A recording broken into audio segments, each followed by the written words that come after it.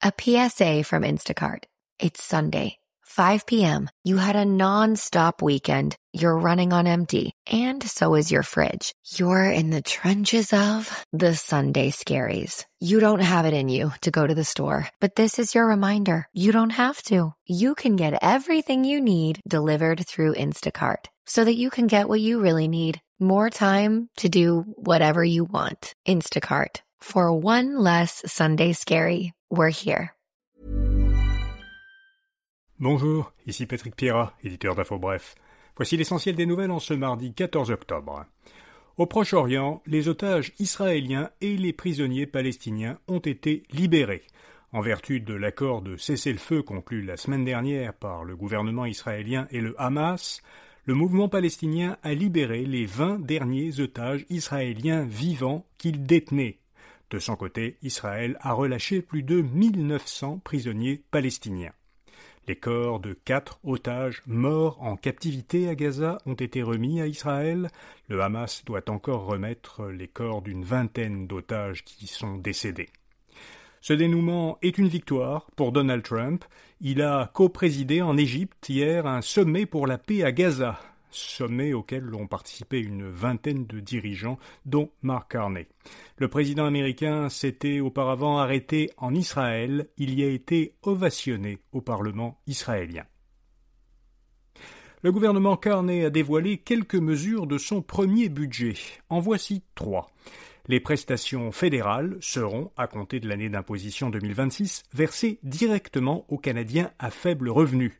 L'Agence du revenu du Canada produira leurs déclarations afin qu'ils reçoivent automatiquement les prestations auxquelles ils ont droit. Ils n'auront donc pas à faire leurs déclarations eux-mêmes.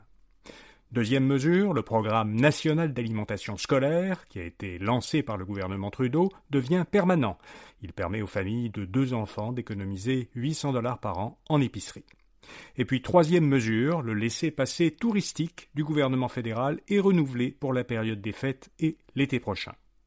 Par ailleurs, concernant les entreprises, la ministre de l'Industrie, Mélanie Joly, a évoqué qu'il y aurait des incitatifs fiscaux intéressants pour les sociétés dans le prochain budget fédéral.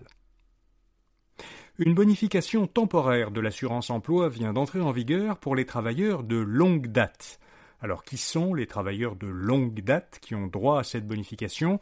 Ce sont ceux qui ont, d'une part, reçu moins de 36 semaines de prestations d'assurance emploi dans les 3 années précédant leur demande, et, d'autre part, qui ont payé au moins 30% des cotisations maximales annuelles à l'assurance emploi pendant au moins 7 des 10 années précédant leur demande.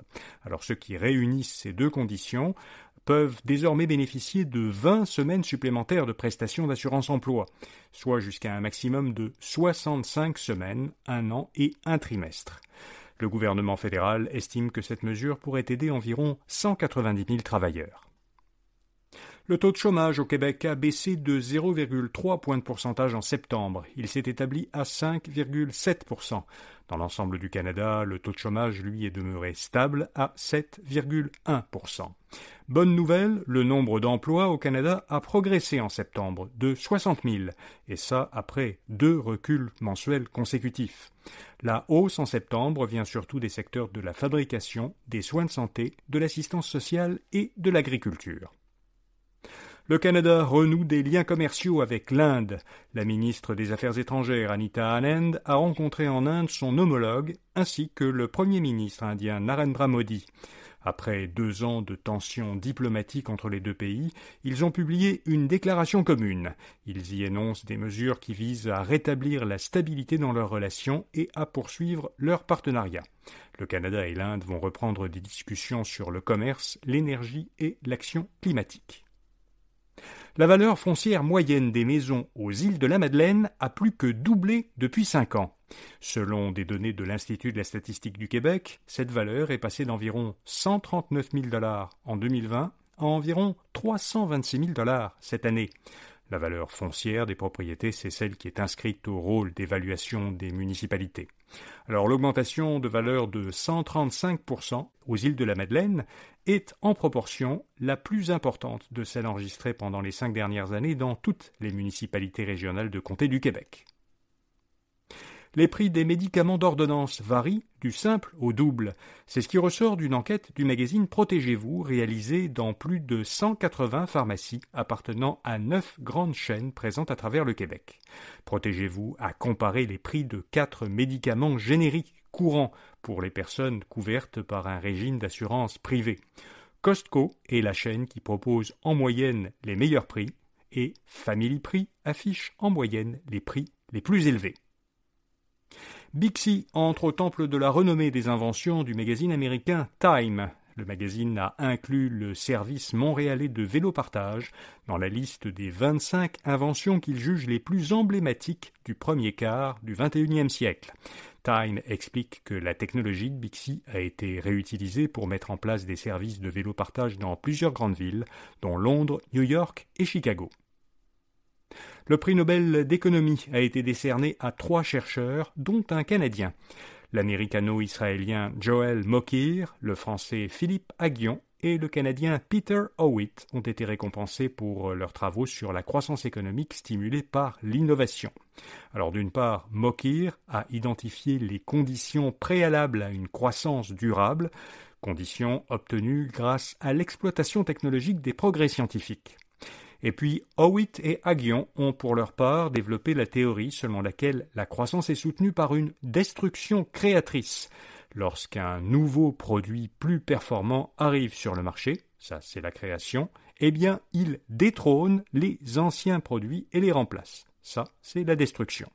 Le prix Nobel de la paix, par ailleurs, a été décerné à la chef de l'opposition vénézuélienne, Maria Corina Machado, pour son combat pour la démocratie. Et puis comme chaque lundi, InfoBref vous fait découvrir une jeune entreprise québécoise innovante. Cette semaine, on vous parle de la jeune pousse montréalaise Miso. Ça s'écrit avec un Z. Elle a conçu un agent d'intelligence artificielle qui est destiné aux fournisseurs de services en technologie de l'information, en TI. Cet agent permet aux techniciens de ces fournisseurs TI de faire plus rapidement certaines tâches administratives répétitives, ce qui leur permet de se concentrer davantage sur le service aux clients.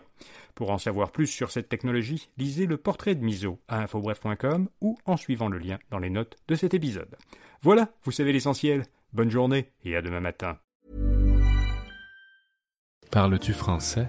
¿Hablas español? Parli italiano? If you've used Babbel, you would.